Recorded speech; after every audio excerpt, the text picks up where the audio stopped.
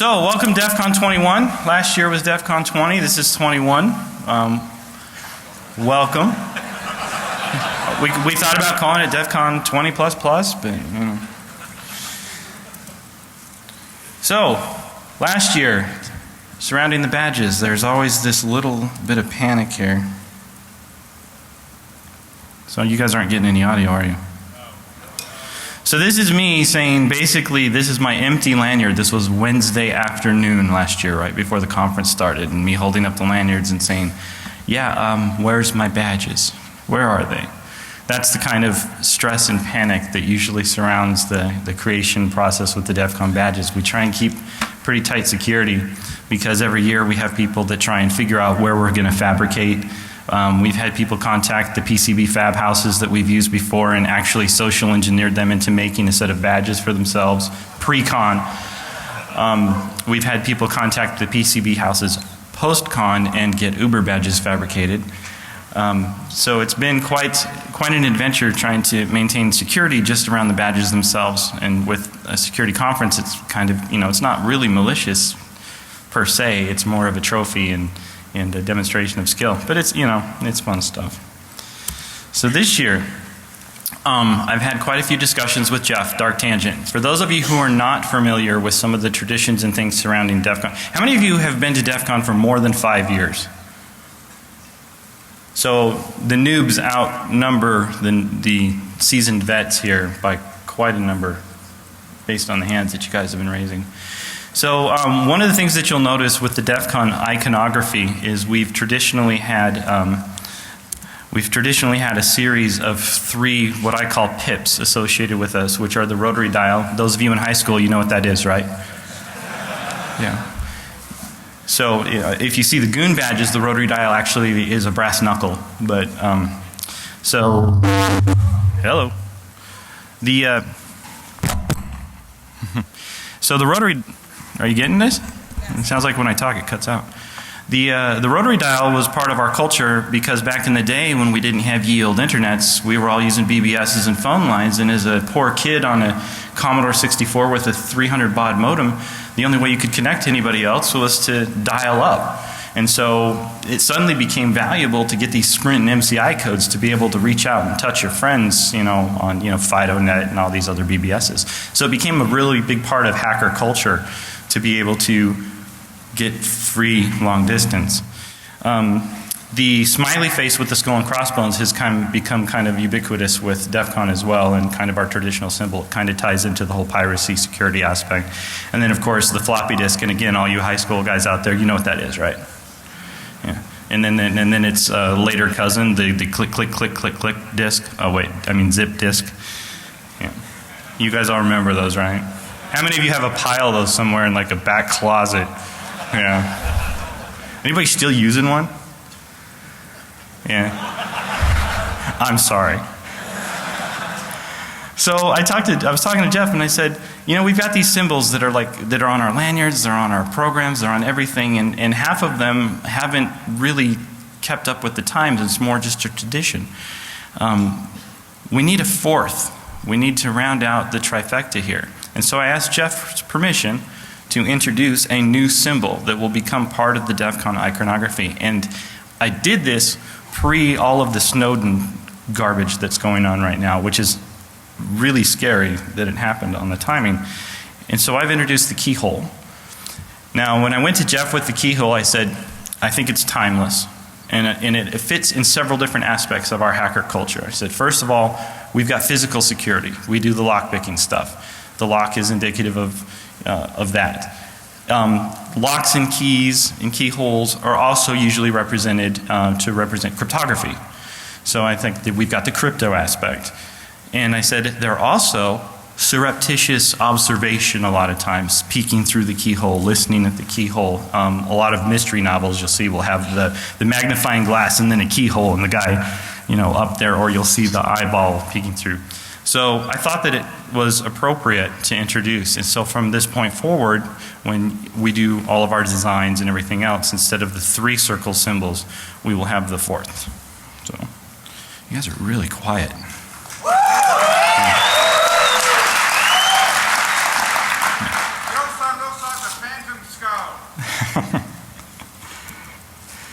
So, another tradition that I'm going to break.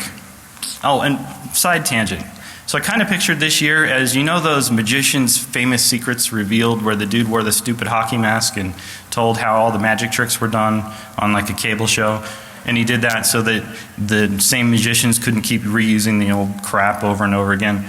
This year, with this breaking of traditions, was kind of my foray into, okay, I've been doing a lot of this stuff for many, many years for DEFCON now, but my personal challenge is to try and best myself every year with the badge design, the crypto, the game design, and all the things that I touch. And one of the ways I'm motivating myself to do some really good things moving forward is to do this as kind of my DEFCON's greatest secrets revealed, so that I can't keep pulling the same old stuff out and keep retreading, because I think it's a cop-out. So one of the things that we also never do every year is we always hold the Uber badge and information regarding the Uber badge back until the last day of the conference on Sunday when they're awarded. How many of you have no concept of what the Uber badge is at DEFCON? Okay, so when you attend DEFCON, you get badges that basically say, I paid for the conference. They say what level you are, and you'll hear us say human and inhuman. That's because the general attendance or general populace are referred to as humans, and everyone else are inhumans. That would be vendors, the press, the speakers, I'm getting there with the press, just wait. And so you have the human and inhuman, but you also have a very special badge every year that is known as the Uber badge. Now, we like DEFCON to be a very interactive conference. It's a put up or shut up place. It's like everybody talks a big game. Everybody is hacked to Gibson, you know, and everyone has trained with Bruce Lee that does martial arts, right? You know. So we like to have audience participation. We have more contests than I believe any conference. At different points we have between 40 and 80 contests running. Some of them are incredibly difficult and challenging. Some are just for fun, and you'll see them going on as we go. You may have noticed some of the crypto that's involved on the graphics on the floor out and in the program and in your lanyards. So if you come to DEFCON and you compete in what we call a black badge competition, which means a competition that warrants enough effort and skill, you are awarded a black Uber badge, and that is free entrance into DEFCON for the rest of your life. To give you an idea how rare they are, last year we had roughly 15,000 people attend, and we gave out about 15 Uber badges. So it's a very elite club to have a black Uber badge. It's more bragging rights in the community than anything. But it's kind of a token of appreciation for people who share or demonstrate skill. But the Uber badge, because it's awarded at the end of the conference, you usually don't get to see them or know anything about them until Sunday at the closing ceremonies. And you'll see people that have Uber badges will often wear them from that point forward. So you'll see some folks that have badges that look like they don't match within the theme of a year. That's probably an Uber badge from previous years. Excuse me, I'm going to grab some water. So, breaking with another tradition, I said, hey Jeff, I want to show the Uber badge on Thursday.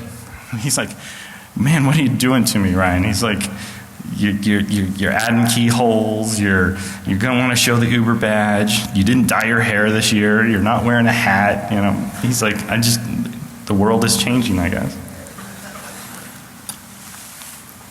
So, if you've noticed on your map, there is a room listed as 1057. That is a room that I will be in, and I will have Uber badges on display for people to handle and look at. And we'll get more into what they are later on. Before I move forward in that, the final interest, I'm getting feedback here. So the last thing that I asked Jeff, and this is a doozy, and I just thought, man, there's no way in hell he's going to go for this. So those of you who came here expecting an electronic badge this year, this is kind of it's electronic but not electronic. I wanted to do a TikTok cycle on badge design where I do a year electronic and a year non-electronic. So this one's kind of faux electronic in some ways. It is a PCB.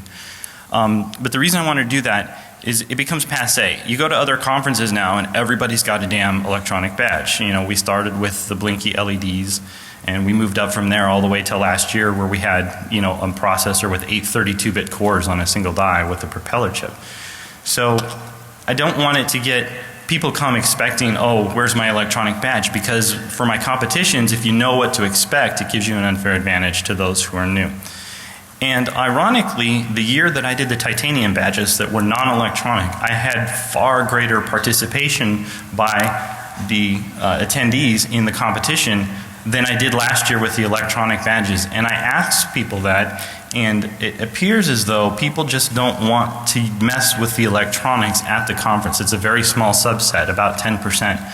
Because if you're not familiar with an architecture or the language or the tool chain for a new chip, you don't want to come to DEF CON and use up your 3 days here, you know, sitting at a laptop trying to figure that out. So I went to Jeff and I said, you know, one of the really iconic parts of DEF CON is the badge. And we keep it secret every single year until the conference starts. And I go, I want to tell them about DEF CON 22's badge at DEF CON 21. So that they have a year to prepare. And he didn't get back to me for a while. He said he had to think about it. And he said, you know what, let's give them partial information. Let's give them a little bit of information because next year's badge will be an electronic badge. The games will be every bit as intense as they are this year and as they were last year and the year before. But we want people to be able to get exposure to the tool chain and the chip and the architecture.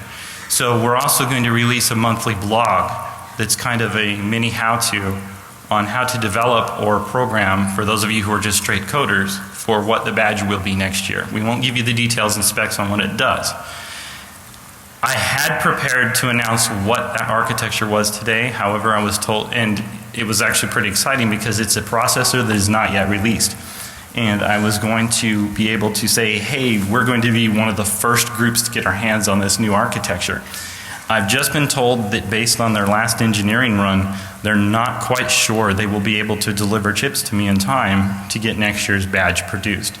That being said, I've got to wait to tell you what that architecture is because if they can't get me that architecture before next year, then obviously I can't do it. So I can neither confirm nor deny that.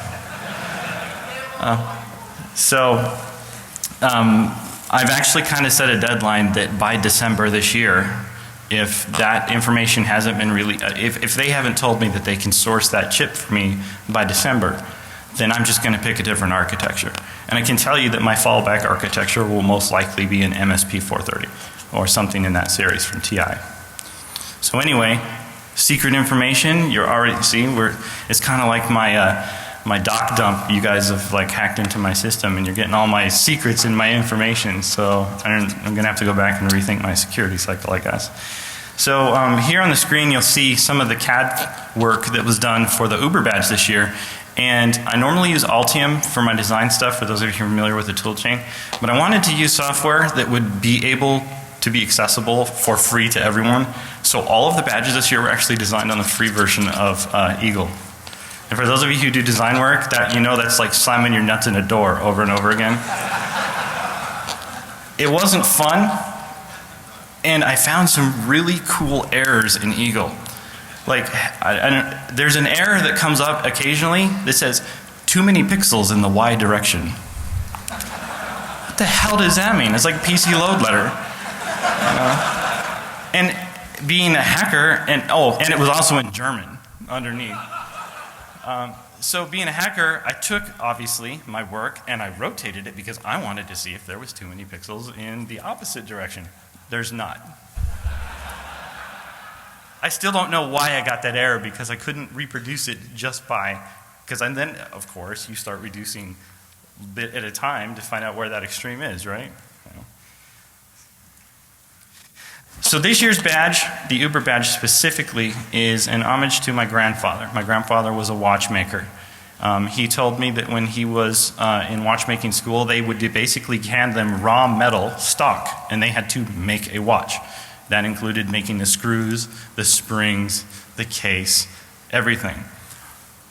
Since this is something I just started doing since last DEF CON, I didn't have that level of skill or the equipment to do that, so I ordered some of the parts pre-assembled, but then assembled those parts. For those of you who are familiar with watchmaking, I couldn't possibly do the hairspring to the balance wheel myself, so those came assembled. But when you If you look at the graphic that's on the bottom there, most mechanical watch movements only have 5 main components. And I had this whole cool spiel prepared to show how we could map security and hacking and using the watch to move that forward, but then I decided I can't share that with you yet because it will ruin some of the badge challenge that is happening this year. But if you go across the bottom, you've got basically a mainspring, and then your gears to transfer the energy from the mainspring. Then you've got your balance wheel and your escapement, which control how that energy is released. So that's kind of like your firewall. And then at the end, the 5 and the 6 are displayed to show you the time. So all of the glass that's on the Uber badge is they're actual watch crystals on them on the front and the back. I don't know, can you hear this? So it's really hard to sleep when you have 30 of these ticking in your room. And I'm getting to the point now where I've just started blocking the noise out because I've been working on these for so many months that it just tick, tick, tick, tick, tick all the time. So there's some of the movements out with the PCB on top on one of my desks. Thank you. Somebody clap.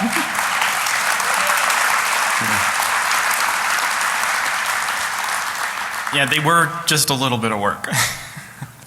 So all of them were hand assembled by myself for the Ubers.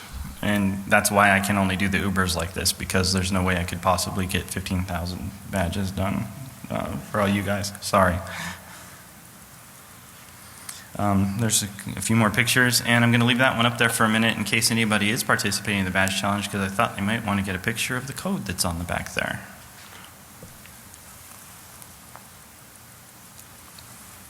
Geez, you guys are quiet.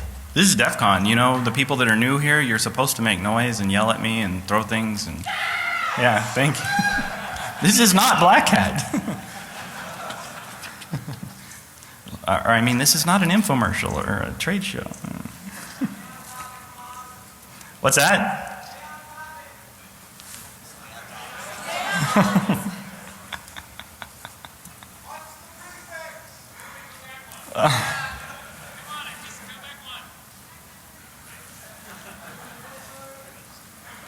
Are you done? No? Yes? 10 seconds.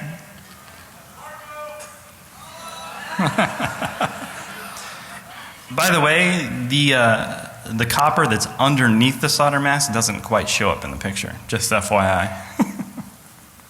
Some of you may have noticed that on your own badges. There's some, well, we'll get to that in a minute. So, one of the other things we did this year, more variations on the badge than ever. So up until the time I started doing the badge design, we always did, here's your human badge, here's your press badge, here's your speaker badge, and there was only one human badge. So I started, because I'm a masochist I guess, doing multiple human variant designs to give you guys some variety and flavor, and it gave me more of a palette space for the crypto challenges that I was creating for you guys. So this year there are more, I won't tell you how many because that's part of the game, is for you to figure that out. There are more human variations than we have ever had. In addition to that, and there's us doing some of the sorting of the badges to make sure that when we distribute them, there was a mixture, because one year, last year actually, the registration desks were taking the boxes as they came in, and of course, even though there were multiple designs, they came grouped together. So all of a particular badge were going out like on Thursday and all on Friday, and it prevented people from moving forward in the game because they couldn't find the other variants. So we actually hand mixed up all of the badges this year. Yeah.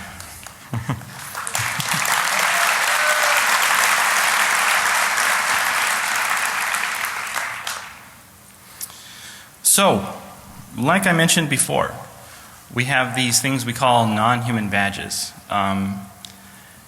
You will notice that all of the non-human badges this year are in fact face cards, with the exception of one. That would be the press badge. The press badge is a deuce.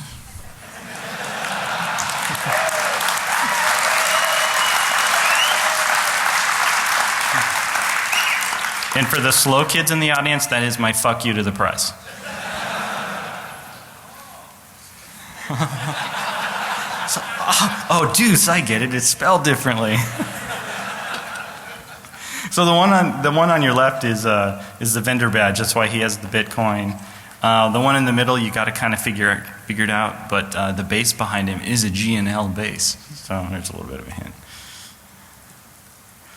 So I added 2 new card types because no poker game would be complete without the ability to get the hack hand. So I introduced the hacker card and the crypto card in place of the 2 jokers. So now if you get the hacker, the crypto, an ace and a king, you have the hack hand in your playing hand. So the intent there was to add some variation to other card games and things like that. By the way, those of you who have purchased some of those decks, they came with 2 hackers in them because they did a misprint, because everything I do seems to get screwed up in production somehow. We actually got the crypto cards printed and overnighted, and we have them. I'm going to have them in my 1057 room. So if you bought one of those decks, bring it in there, show me the deck, and I will give you one of those crypto cards. So there's your hack hand.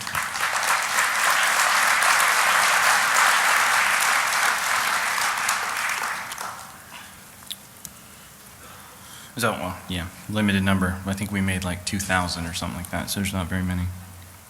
In fact, if you guys like them, we may just do a blank run for next year or whatever. So, big things in store for next year. So, I've already been talking with Neil, and we've been talking with DT. We think we've got a theme picked out. I won't release what the theme is, but I was very excited that Jeff actually gave me permission to tell you guys that we're going to release information about the badges. And it feels kind of wrong and kind of dirty to be breaking tradition like that we've been doing this for so long. But I also think it's time to move forward on some things. And just like in the security field, if we don't continue to innovate and move forward, we'll stagnate. And I think that's starting to happen in some areas. So I really think we need to push the envelope, and I hope that's what we do here at DEFCON, and I hope that's what all of you do when you go back to your respective schools and places of business. So, well, thanks. People are finally clapping for me. Yeah, come on, innovate. Aren't you guys tired of shit being broken? Come on. So if you take a look at your badges, some of them, not very many, but some of them are 4-layer boards, not 2. And I won't tell you which ones they are. But they are, the ones generally, the general populace badges are a 2-layer PCB with exposed copper and a solder mask. And we're designed in Eagle. The artwork could be done as vector art in free program like Inkscape. So technically the entire process of fabricating your own creation, which is what I'm hoping to inspire you to do, those of you who've never even thought of it, you can go download free tools and basically crank out a circuit board like the one you have around your neck. So, a circuit board, which is what they are. They're printed circuit boards, PCBs. Maybe. There may be other things. It's copper. You can solder to it. Just because it doesn't look like a pad doesn't mean it might not be. So anyway, you guys like them? You enjoy the badges this year?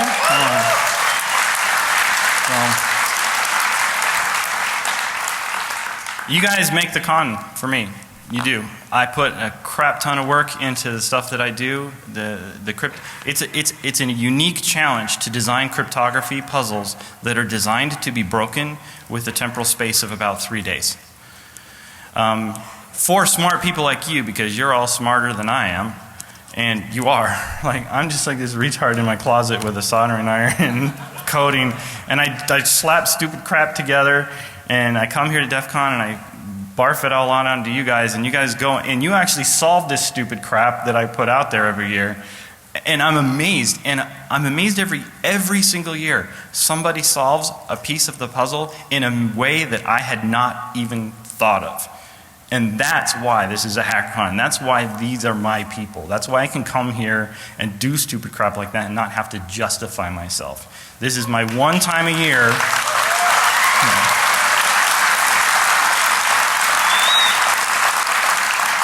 Yeah, this is my one time a year I can go in a large group like this and not feel like that odd duck, or like I have to explain my t-shirt, or I have to explain why I did what I did.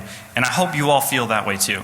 And for you guys that are new to DEF CON, everything that I do in these contests is designed to make you interact with each other, because I know most of us tend to be introverted based on personality types that gravitate towards certain fields. And I have a background in mathematics. I'm not, I'm used to looking at my own shoes. I encourage you to talk to each other. You have an icebreaker around your neck. You have an excuse to say, I haven't seen that badge yet, can I see that? In order to see that, you have to be close to someone, you have to interact. I encourage you to do that. I also encourage you to do that because it makes solving the puzzles easier. And it's actually impossible to solve the puzzles this year without looking at other people's badges. The same thing was true last year and the year before that.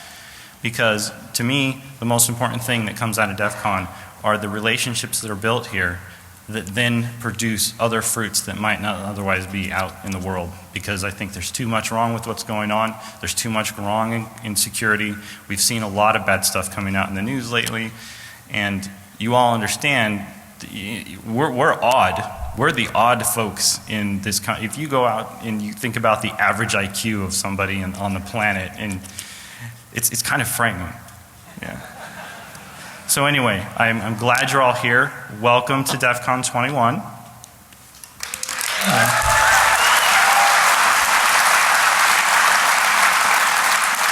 You're going to have to be more lively than this for your other speakers. This is just the opening ceremonies, but the speakers here enjoy it. You'll have speakers up here that will be drinking while they present. They're going to want to talk to you, and if somebody starts talking bullshit in one of their speeches, call them on it. That's why we're here at DEF CON. Okay? So welcome. Have a great time.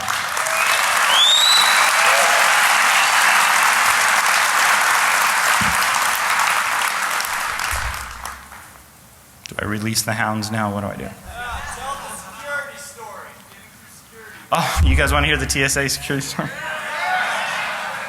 So I hand carried the Ubers and several of the badges, and I had them in a box wrapped up and duct taped shut with black duct tape. Probably not the best choice. And I took it in my carry-on because I was like, there's no way in hell that I'm going to check this, because, I mean, this is real glass. These will break. And so I checked the box. It's going through the x-ray machine, and the lady's looking at me. And she looks at the screen.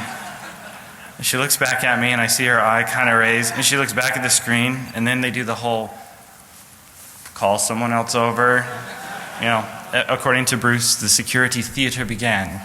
Curtain rose, and Act 1 started. So the TSA had another gal come over and look at the screen, and of course then they pull it out the other side of the x-ray. Sir, is this your bag? Yes, it is. Would you mind, because it was in a box inside of my carry-on. So she goes, I'm going to take it out. And I was like, go ahead, please be careful. It's fragile.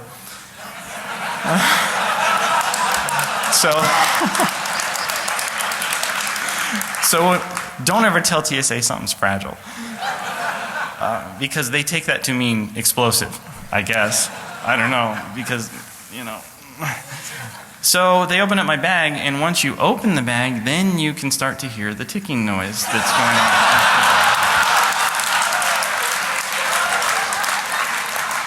on. TSA doesn't like little boxes wrapped in black duct tape that tick.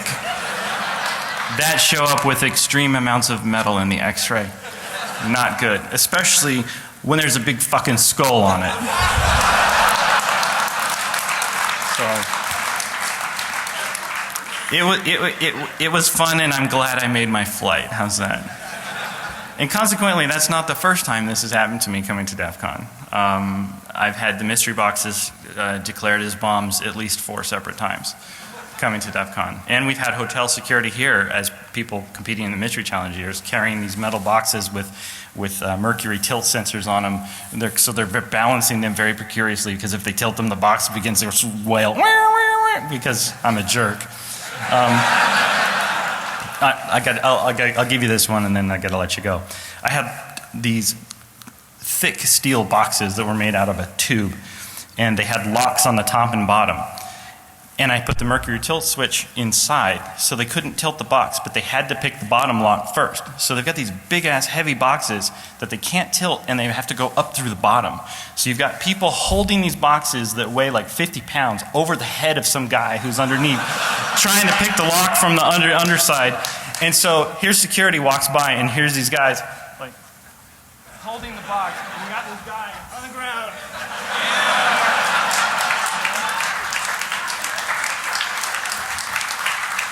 And there were blinking lights on the outside. Looked like a bomb. So anyway, yeah, those are the kinds of stories that I will never forget about DEFCON. Anyway, thank you very much. Have a great conference.